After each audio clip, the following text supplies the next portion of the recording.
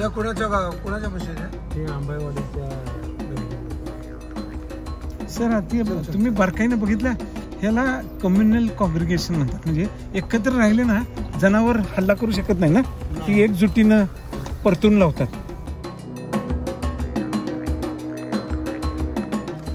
यार गवा बघितलं काय मग तुम्ही इथे?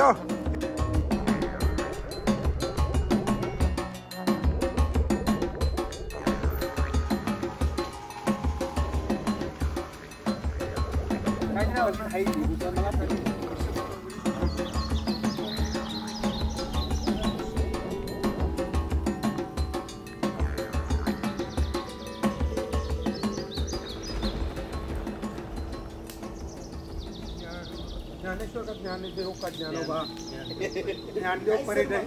ज्ञानदेव परेड आहे. हे बागोजीराव आडनाव काय? येडगे बागोजीराव येडगे, ज्ञानेश्वर परेड. आणि तुझं नाव अंकुश पवार. हे पश्चिम घाटातले वनमजूर आहेत का? काय आहेत? वनमजूर आहेत. आणि यांचं जंगल वाचनाचा जो प्रकार आहे, जंगल वाचन म्हणजे काय सुहास? जंगल वाचन कशाला म्हणायचं, कसं वाचायचं, त्या संदर्भात आज आपण फिरतोय. बरोबर सर, हे खरे अनसंग हिरो आहेत ह्याचे आपले सह्याद्रीचे शिलेदार, की ज्यांना मुंगीपासून वाघापर्यंत सगळे प्राणी, तिथल्या वनस्पती, एकमेकांचा सहसंबंध, ऋतुचक्र हे सगळं समजतं. त्यांचं पारंपरिक ज्ञान आहे ते अगाध आहे. तर आपण त्यांच्याकडून माहिती घेऊया. आज आपण जास्तीत जास्त माहिती घेण्याचा प्रकार हे करू दिवसभर.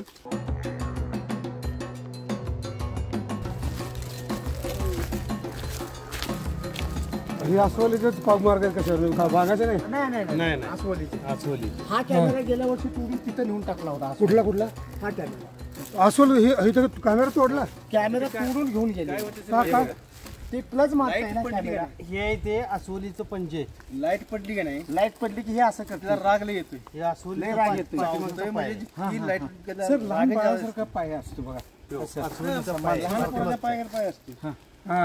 आणि त्या प्लस पडलेल्यामुळे त्या रागाने तिने हे अलीकडचंच आहे. अच्छा, त्याला लाईट पडले की राग येतोय. राग येतोय. अस्वलाला लाईट पडल्याचा राग येतो. राग येतोय. तिला वाटतं की कॅमेरा परत बंद होते ना लाईट. आधीपासून तर ती असते. ह्याचा कॅमेरा असला, ह्याचा जर कॅमेरा असला तर तिच्या तोंडावरती फ्लॅश पडला, लाईट पडली, तिला भयंकर राग येतो. कारण काय? की हे जंगलात काय आलंय. नाही, यांचं म्हणणं काय होतं की तिला वाटतं की हे लाईट आहे, पेटलं. पेटलं म्हणजे भीती वाटते. भीती वाटते. नवीन जंगलात हे काय आलं त्याच्यामुळे हे तोडून काढते. कॅमेरा नाही, म्हणजे अस्वलाला वाटतं की आग आहे आणि त्याला आगीचा राग आहे. आणि आग म्हणलं की त्याला वाटतं मी जळून मारणार. आणि ते विजलं की त्याला रागाचा येतं, ते तोडून फोडून टाकून. आणि त्याच्यासाठी त्याने ह्याला राग व्यक्त केला. राग व्यक्त केला म्हणजे ते अस्वलाची अशी गोष्ट आहे. आणि वाघ काय करतो मग? वाघ काय नाही, वाघ कॅमेरा समोरून जातो. समोरून जरा अंग दही करणार आणि हो बाबा एकदम ह्याच्यामध्ये आपल्या तालामध्ये जाते.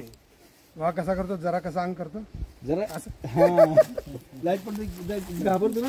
जरा म्हणजे अचानक हे होत आहे ना.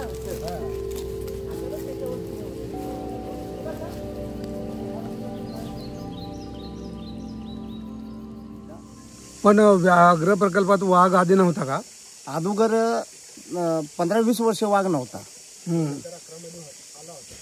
2011ला एक दिवस आला, पर्चितगडला दिसला. तो गेला, तो परत आतापर्यंत आला नाही. आता गेल्या वर्षापासून वाघ सतत इथं दिसतोय. आता 2024 पासून कंटिन्यू इथं आहे. पावसाळी आहे, उन्हाळी आहे. म्हणजे त्याला इथं सर्वाय झाला होता. त्याला आता सराव झाला. म्हणजे अन्न पाणी मिळतंय, सगळं काय मिळतंय. त्याची भूक भागते, सगळं काय होतंय. आता 2 आलेत ना असं, म्हणजे कॅमेऱ्यात दिसत आहेत. दोन्ही आम्ही समोरून पाहिला नाहीत, पण एक जरा छोटा वाटतो, एक मोठा आहे. पण कॅमेऱ्यात दिसले दोन्ही पण? कॅमेऱ्यात दोन्ही पण दिसले. म्हणजे उत्तर वाढतील. आता वाढतील. हळूहळू वाघाची संख्या वाढेल आणि वाढावी हीच आपली अपेक्षा आहे. त्यासाठी आपण तर जंगल राखत बसलोय. कुठे? कधी गेला असेल? सकाळी गेला सर. इकडं आलेला पण आहे आणि गेलेला पण. आलेला आहे तो अगोदर. हे बघा, ह्यो अगोदर आलेला आहे, इकडे जाऊन कुठेतरी राहिलेला. रात्री इकडे गेला परत गेला ह्याच्या तर एकदम हे आहे बघा सर, प्रॉमिनंट आहे. ह्याच्यावरून आपण काय तिची नर मादी जात ओळखू शकतो का? ओळखू शकतो. नाही, आता बघा हात गेलाच आहे परत हा बिबट्या नर आणि मादी वेगळं असं सर आहे. इथं 1 2 3 4 आणि हा 5वा ना. ही मादी आहे. हो, त्याचं कारण सांगतो तुम्हाला मी. ही जी लांबी आहे ना मादीची जास्त असते, बोट लांब असते उभत असते सर. आणि वरती अशी कमी असते. आणि सरासरी आपली नर असतो ना तिची ही बाजूने ही जवळजवळ कमीत कमी समान येते.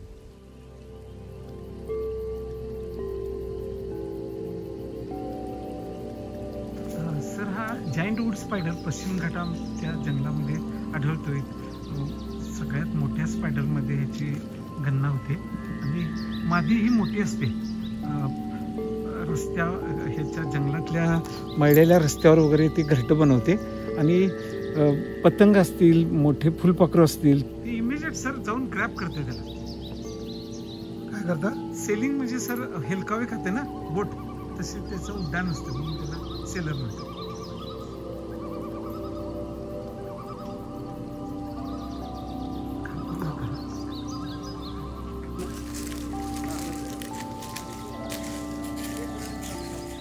अच्छा, लागल्यानंतर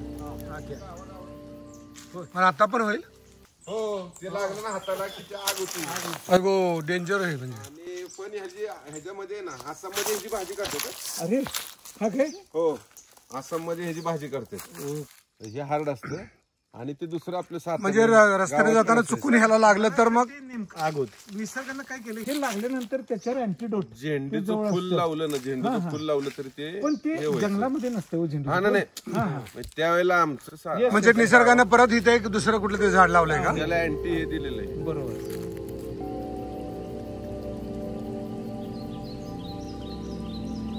नर्सरीमध्ये झाडांना घातलं हा, ते एक आठवडा पाणी नाही घातलं तरी चालतंय. म्हणजे हे पाणी धरून ठेवतोय. पाणी धरून ठेवतंय. मग इथं पावसाळा जास्त असल्यामुळं ते झाडानं झाडांना जास्त येते. अरे वा वा.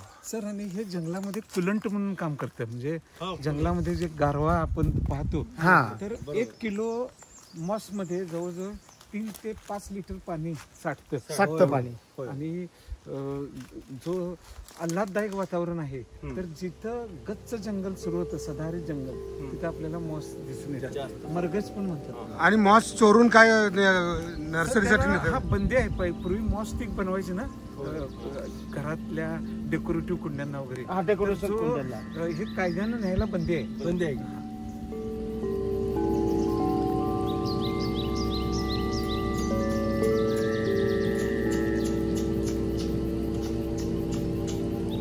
बघा शेकरूनं खाल्लेलं, शेकरू असं खातं मधनं. हे मधनं पान कुरतडतंय. शेकरू आपला राज्य प्राणी घालणार, घडी घालणार आणि मग अशी घडी घालणार असं आहे त्याचं.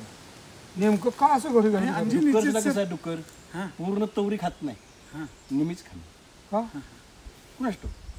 पूर्ण तवरी खात नाही किंवा कणीच असेल नाचणीचं ते पण अर्धच खाणार. डुकरां खाणार. म्हणजे डुकरांना. आणि ही पद्धती भारी आहेत. म्हणजे एखादा शेकरू सांबराने खाल्लेली नाचण्याची कणसी सांबराने खाल्लेली ती पूर्णपणे कट करून खाणार. पूर्ण खाणार ते. अच्छा, डुक्कर अर्ध कणीस खात आहे, सांबर पूर्ण कणीस त्याच्यावर ओळखायचं. रात्री डुक्कर आणि साळींदर बसून खात बोचे साठवून ते सगळं असं गोळा करून घेणार असे पोटाखाली आणि मग खाईत बसणार. हे वारे साळींदाराचं म्हणजे ते आधी साठवणार साठलं आणि मग खाणार. असं गोळा करून असं कटला घेणार सगळं कणस एकदम आणि मग खायत बसणार. आणि सांबरानं खाल्लेलं तो अनुभवी माणूस आहे. तोच जर शेतीतनं जाईल तर रात्री त्यानं ओळखणार की रात्री सांबराने खाल्ले, नाही तर ते ससाच दिसून येत नाही. पूर्ण सडी मारलेली असते.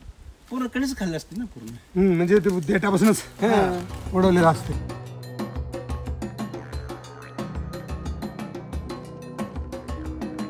सर आम्ही जंगलात फिरतीला जात होतो, तर एका ह्याच्यामध्ये बसला होता काय खवले माझ्या. मग ते आम्ही काय केलं, जरा बघितलं तर हाय. मग काठी लावली त्यानं गोल केली गटोळी. गोल गटोळी केली. आम्ही त्याला बाहेर काढला.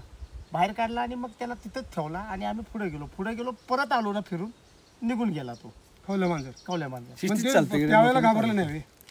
ते घाबरून ते घाबरलं का नाही ते घाबरलं की गोल गट्टीवाणी होते काची गट्टीवाणी मुंडी खाली घालते असं आणि पूर्ण गोल करून घेते. म्हणजे तो आपला जो लांबट तो वाणी चालतो ना, वाणी चालतो तसं वाणी कसा गोल करतो तसं खवले मांजर स्वतःला गोल गोल करतात. म्हणजे त्याचं ते जे कप्पा आहेत ना खवलं ते त्याचं सुरक्षित कवच आहे. अतिशय उकळत्या तप्त पाण्यामध्ये सर टाकलं जातं त्याला आणि मग ते खवले काढले जातात. म्हणजे खवले मांजराचं इतकं अंधश्रद्धा आहे की त्याच्या खवल्याचा कशासाठी वापरतो? पारंपरिक औषध पद्धतीमध्ये सर वापरले जातात. काहीतरी औषधीचं होते ते त्याच्यासाठी त्याला उकळत्या पाण्यात टाकतात बिचाऱ्याला आणि त्याची खवली वेगळी होते तर मग त्याचं करतात आणि त्याची तस्करी बनवतात. तस्करी बनवतात. म्हणजे हे जे तस्करी करणारे इतके ते पण शेड्यूल ए मध्ये आहे. वाघाला जो दर्जा आहे ना तोच त्या प्राण्याला त्या प्राण्याला दर्जा आहे, खवल्याला दर्जा आहे. म्हणजे कायदेशीररित्या खवलं मांजराला जो दर्जा आहे तोच वाघाला दर्जा आहे. कोणी पण असं त्याला पारंपरिक पद्धतीचं म्हणायचं आणि त्याच्या औषधी पद्धती म्हणायचं असल्या गोष्टी अजिबात करता कामा नाही. साळिंदरचा काटा म्हणजे हे मोडकं आहे वाटतं. म्हणजे केस सर अच्छा, साळिंदरचे केस केसच असे असतात. सर मागे वेगानं येतं ते वेगाने येतं, घुसलं तर हाडाला पण तोडतं असं काठी. पावसामध्ये मग रुततात काटे त्यामुळे बिबट्याच्या पंजामध्ये वगैरे गेले तर ते त्याला ससाच पकडत नाही. ह्या साळुंदरीला जीवादीला म्हणजे तो बिबट्या वगैरे समोरून पकडत नाही, फसवून मारेल तरच असं मारू शकत नाही. आणि मग साळिंदर ते घर कसं असतं त्याचं? ते ह्याची बिळात राहते मोठं असं ते घोष ते आतमध्ये राहायला मोठं बिळ असते ते बिळामध्ये 2, 3, 4 अशा आतमध्ये राहते. 7 पण असतात. 7 पण असते म्हणजे भरपूर असते. आणि ती जाताना तिचं छोट गुहे असते. आतमध्ये गेले की तिच्या रूम वेगवेगळे असतात. साळिंदरच्या आतमध्ये वेगवेगळ्या रूम असतात त्यांच्या राहण्याच्या राहण्याच्या. आणि जातानाचं बोळ लक्षात येतं? जाताना एकच रहदारी ते उंदराचं बीळ असते ना, इथं असं बीळ एकच दिसणार पण आतमध्ये गेलं ना रहदारी त्यांच्या खोल्या अशा आतमध्ये प्रत्येक वेगवेगळ्या खोल्या असतात. आणि ते काय करते पहिला असं घर करते खाली खोलीत जायला घर असं करते पण राहायला रूम वर असते असतात. जेणेकरून पाणी जाऊन यात आणि आपल्यापर्यंत येऊ नये. अच्छा, म्हणजे जायचा मार्ग असा खाली करून परत वरती वर जाऊन असं पाण्यापासून. पण लय पाऊस आला वगैरे काय तर मग तिच्या बिळात पाणी ती असं करते की हे पाणी डबराय तर हे पाणी बाहेर निघावं पण आपल्या बिळापर्यंत आपल्या त्या खोलीपर्यंत येऊ नये. आणि तिचं एक वैशिष्ट्य आहे. वरती राहत आणि तिनं जर ती बीळ काढलं तर तुम्हाला एक चिमूटभर माती बाहेर दिसणार नाही. तिचं एक वैशिष्ट्य आहे, तिला देवाने वर दिलेलं आहे की ती अशी उकरणार आणि अशी माती इथं घेणार 2 पायाच्या मध्ये आणि पाठी फेकून देणार आणि पाठी बघणार तेव्हा माती नष्ट झालेली असती. माती दिसणारच नाही तुम्हाला मातीच दिसणार ना, कुणालाच दिसणार नाही ना, तिला दिसणार ना आपल्याला दिसणार. अशी माती तिची नष्ट झालेली असती. ती सगळी अशी उकरणार अशा नखानी आणि अशी पुढ्यात घेणार आणि फेकून देणार 2 पायाच्या 4 पायाच्या मधूनच 2 पायाच्या मधून आणि पाठी बघितली की माती नष्ट. काय ग्रेट, काय म्हणजे वरदानच महान आहे. तिला ते देवाने वरदान दिले आहे.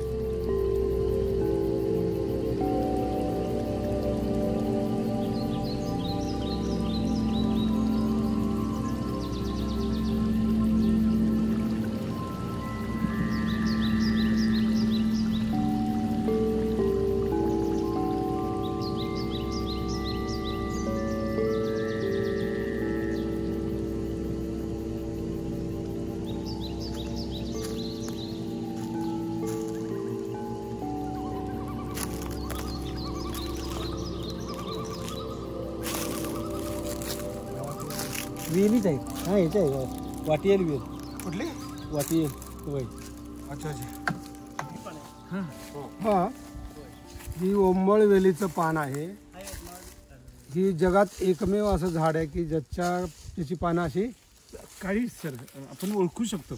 सह्याद्रीमध्ये फिरत असताना ना पडलेली असतात पाने ही काळ्या रंगाची. म्हणजे ही ओंबळीची वेल इथं आहे. हे ओंबळीचाच आहे ना?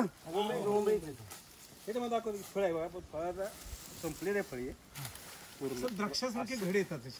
अच्छा, जुना आहे ओंबळ वेल त्याला असं हे फळ येतात द्राक्षासारखे घड येतात घसच्या घस लागलेले असतात आणि त्याला हे ओंबळीचं किती जर तुम्ही मे महिन्यात तुम्ही आला का नाही त्याला फळं आलेली असतील बघितली ना 100% तुम्ही द्राक्षाचं मान. वेली कुठल्या माहिती आहे तुम्हाला? आता ही ओंबळीची वेल, परत वाटेरीची वेल, वाटेरी वाटेरी, परत लोखंडीची लोखंडीची वेल, परत गारंबी.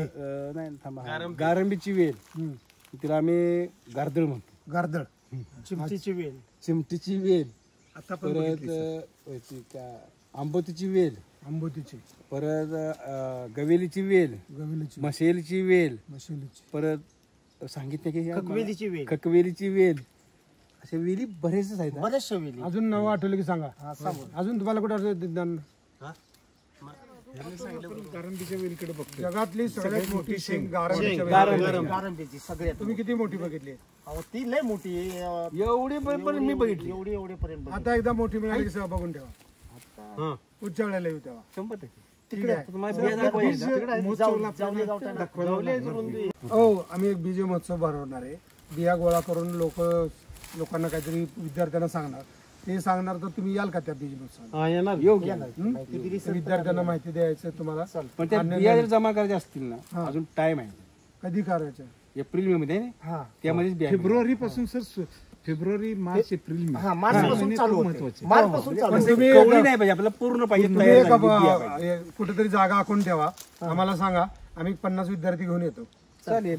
आणि त्या बिया गोळा करू, गप्पा मारू. तुम्ही आपल्याला कॉन्टॅक्ट करा, आपण तिथे येऊ. आपल्याकडे काय जमा झालेले असतील, तुमच्याकडे काय जमा झालेले असतील तर आपण ते एकत्र करू, आपण ते घेऊन जाऊ. ठीक आहे. हे चांदोली जंगलामध्ये नेवळे गावात आपण आलोय आणि तिथं हे नेवळे गाव उठून गेले, पण एका झाडात असा गणेशा दिसतो. मुळात झाडच हे देव आहे.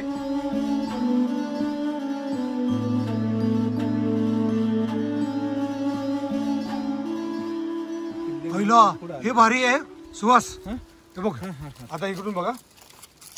आता म्हटलं तर असा मुळ्यापासून असं वरती गेलं, किती हजारो वर्षापूर्वीचं झाड असेल का काय. हे बघ 3 फांद्या अशा वरती गेल्यात, बघितलं? लक्ष्मण सीता असे 3 आहेत बरोबर. हे वरती जाऊन एकमेकाला भेटले. परत इकडून बघितलं तर हे बघ परत ही 3 आली, बघितलंच? राम लक्ष्मण सीता अशा अर्थानं ते नाव असेल. 3 जण आहेत एकत्र. हे भारी आहे. ही दोन्ही झाडं एकच आहेत. दोन्ही झाडं एकच.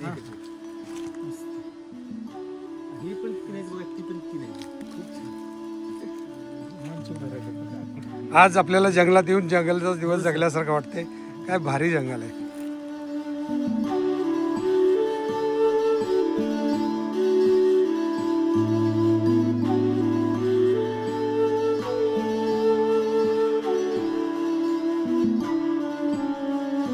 काळचं काहीतरी आपण देणं आहे पूर्वीचं, म्हणून आपण जंगलात काम करतो.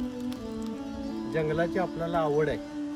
म्हणजे सह्याद्री राखायचं काम आपण करतोय, म्हणजे आपण एक शिलेदार आहे. आणि आपलं नशीब नशीब आपलं आहे की काम करायला मिळतंय. शासन आपला थोडासा पगार देतो. रुपये देऊन कोण आत येऊ शकत नाही त्या ठिकाणी. आम्ही कायमचं राहायचं. कुणाचं बी नशीब नाही, तुमचं सगळ्यांचं नशीब आहे. म्हणून तुम्ही इथं रांगेत आला.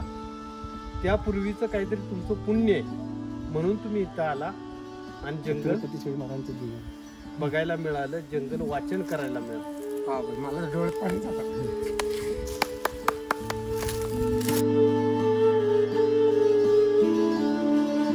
या सह्याद्रीच्या रांगेत काम करायचं नशीब लागतं. नशिबवानाचंच काम आहे की त्यावेळेला कोणतरी आपण शिवाजी महाराजांच्या काळात आपण सह्याद्री राखायचं काम केलं, म्हणून ह्या जन्मात सकट सह्याद्री त्यांचं काहीतरी देणं शिल्लक राहिलं ते आता आपण पूर्ण करायसाठी आपल्या जंगलामध्ये. म्हणजे जंगल वाचवलं पाहिजे ते त्यांचा विचार होता, परंतु ते आज आम्ही जतन करतो, जतन ठेवलाय. भरून आणण्यासारखी गोष्ट. खूप कष्ट करतोय आम्ही या सह्याद्रीसाठी, खूप कष्ट करतोय. आणि सह्याद्री वाचली तरच आपण सगळे वाचणार. फारच ग्रेट. सह्याद्री वाचलं तेच पाऊस पडणार आहे. पाऊस पडला तर आपण जगणार आहे. पिकं त्यापासून येणार आहेत. येणार आहे त्यांना आपणच त्याच्यावर जगणार. आपण म्हणजे कितीतरी लोक आम्ही त्याचं संरक्षण करतोय. मग आमच्या ह्या संरक्षणमुळे अनेक शेकडो लोक जगतात आहे. कारण त्याचा लाभ ह्या जंगलाचा लाभ पाऊस पडतोय. पाऊस पडल्याने शेती पिकते म्हणून अनेक शहरातली लोक जगतात आहे. पण संरक्षण करताना आम्ही करतोय. म्हणजे साधे वनमजुरांना ज्या कळकळीनं ते इतकी वर्ष इथं काम करतात, त्यांचा पगार 10-12 हजार रुपये, पण त्यांची वनरक्षक रिझर्व्ह फॉरेस्टला रिझर्व्ह करून ठेवण्यासाठीची तळमळ मला वाटतं ही आपल्या फॉरेस्ट डिपार्टमेंटला सुद्धा आहे असं आहे. आणि त्यामुळे हे सगळं टिकतंय. जंगल टिकलं तर देश टिकतोय. जंगल ही देशाची